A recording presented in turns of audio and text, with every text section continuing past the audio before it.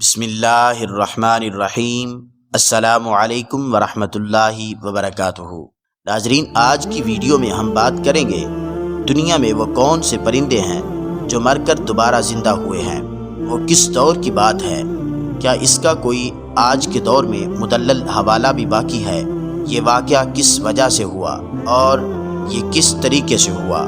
یہ تمام تر معلومات جاننے کے لیے ویڈیو کو آخر تک دیکھیں۔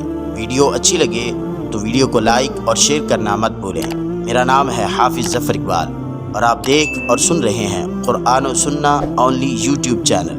اگر آپ میرے اس چینل پر نئے ہیں تو براہ کرم چینل کو سبسکرائب کر لیں اور ساتھ والے بیل آئیکن کو دبا کر آل پر پریس کر دیں تاکہ ہر نئی اسلامک آنے والی ویڈیو کی معلومات آپ تک بر وقت اور آسانی سے پہنچ سکیں۔ ناظرین، اس کا واقعہ کچھ یوں ہے کہ حضرت ابراہیم خلیل اللہ علیہ السلام نے ایک مرتبہ خداوند قدوس کے دربار میں یہ عرض کیا کہ یا اللہ، تو مجھے دکھا دے کہ تو مردوں کو کس طرح زندہ فرمائے گا۔ تو اللہ تعالیٰ نے فرمایا کہ اے ابراہیم، کیا اس پر تیرا ایمان نہیں ہے؟ تو آپ نے عرض کیا، کیوں نہیں یا اللہ، میں اس پر ایمان رکھتا ہوں، لیکن میری یہ تمنا ہے کہ اس منظر کو اپنی آنکھوں سے دیکھ لوں تاکہ میرے دل کو قرار آ جائے۔ تو اللہ تعالیٰ نے فرمایا کہ تم 4 پرندوں کو پالو اور ان کو خوب کھلا پلا کر اچھی طرح ہلا ملا لو، پھر تم انہیں ذبح کر کے ان کا قیمہ بنا کر اپنے گرد و نواح کے چند پہاڑوں پر تھوڑا تھوڑا گوشت رکھ دو، پھر ان پرندوں کو پکارو تو وہ پرندے زندہ ہو کر دوڑتے ہوئے تمہارے پاس آ جائیں گے اور تم مردوں کے زندہ ہونے کا منظر اپنی آنکھوں سے دیکھ لو گے۔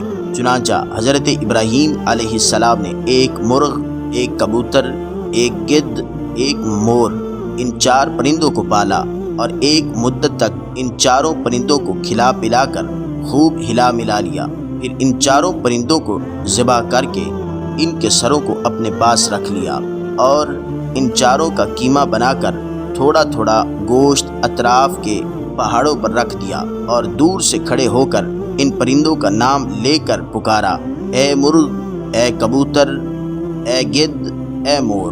آپ کی پکار سے ایک دم پہاڑوں سے گوشت کا قیمہ اڑنا شروع ہو گیا اور ہر پرند کا گوشت پوست ہڈی پر الگ ہو کر 4 پرندے تیار ہو گئے۔ وہ 4 پرندے بلا سروں کے دوڑتے ہوئے حضرت ابراہیم علیہ السلام کے پاس آ گئے اور اپنے سروں سے جڑ کر دانہ چگنے لگے اور اپنی اپنی بولیاں بولنے لگے، اور حضرت ابراہیم علیہ السلام نے اپنی آنکھوں سے مردوں کو زندہ ہونے کا منظر دیکھ لیا اور ان کے دل کو اطمینان اور قرار مل گیا۔ اور اس واقعہ کا ذکر قرآن مجید میں خداوند قدوس نے ان لفظوں میں بیان فرمایا، وَإِذْ قَالَ إِبْرَاهِيمُ رَبِّ أَرِنِي كَيْفَ تُحْيِي الْمَوْتَى قَالَ أَوَلَمْ تُؤْمِنْ قَالَ بَلَى وَلَكِنْ لِيَطْمَئِنَّ قَلْبِي قَالَ فَخُذْ أَرْبَعَةً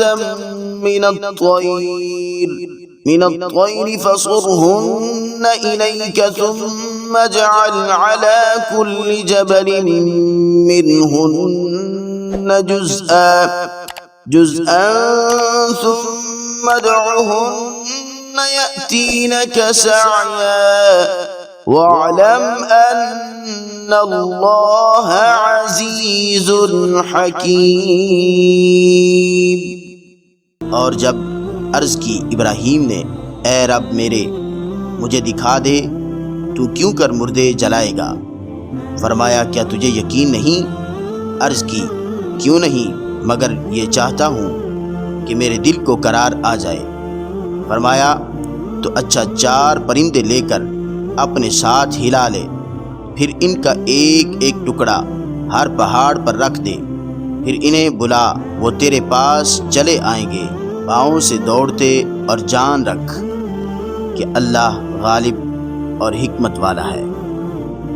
ناظرین، یہاں پر ایک نکتہ بھی عرض کرتا جاؤں کہ حضرت ابراہیم علیہ السلام نے جن 4 پرندوں کو ذبح کیا، ان میں سے ہر پرندہ ایک بری خصلت میں مشہور ہے۔ مثلا مور کو اپنی شکل و صورت کی خوبصورتی پر گھمنڈ رہتا ہے، اور مرغ میں کثرت شہوت کی بری خصلت ہے، اور گدھ میں ہرس اور لالچ کی بری عادت ہے، اور کبوتر کو اپنی بلند پروازی اور اونچی اڑان پر غرور ہے۔ تو ان چاروں پرندوں کے ذبح کرنے سے ان چاروں خصلتوں کو ذبح کرنے کی طرف اشارہ کیا ہے کہ چاروں پرند ذبح کیے گئے تو حضرت ابراہیم علیہ السلام کو مردوں کے زندہ ہونے کا منظر نظر آیا اور ان کے دل میں نور اطمینان کی تجلی ہوئی، جس کی بدولت انہیں نفس مطمئنہ کی دولت مل گئی۔ تو جو شخص یہ چاہتا ہے کہ اس کا دل زندہ ہو جائے اور اس کو نفس مطمئنہ کی دولت نصیب ہو جائے، اس کو چاہیے کہ مرغ ذبح کرے یعنی اپنی شہوت پر چھری پھیر دے، اور مور کو ذبح کرے یعنی اپنی شکل و صورت اور لباس کے گھمنڈ کو ذبح کر ڈالے، اور گدھ کو ذبح کرے یعنی حرص اور لالچ کا گلا گھونٹ ڈالے، اور کبوتر کو ذبح کرے یعنی اپنی بلند پروازی اور اونچے مرتبوں کے غرور پر چھری چلا دے۔ اگر کوئی ان چاروں بری خصلتوں کو ذبح کر ڈالے گا تو انشاءاللہ تعالی وہ اپنے دل کے زندہ ہونے کا منظر اپنی آنکھوں سے دیکھ لے گا اور اس کو نفس مطمئنہ کی سرفرازی کا شرف حاصل ہو جائے گا۔ ناظرین، آج کی ویڈیو یہیں تک ختم ہوتی ہے۔ اگلی ویڈیو تک کے لیے اجازت دیجیے۔ اللہ نگہبان۔ والسلام علیکم ورحمۃ اللہ وبرکاتہ۔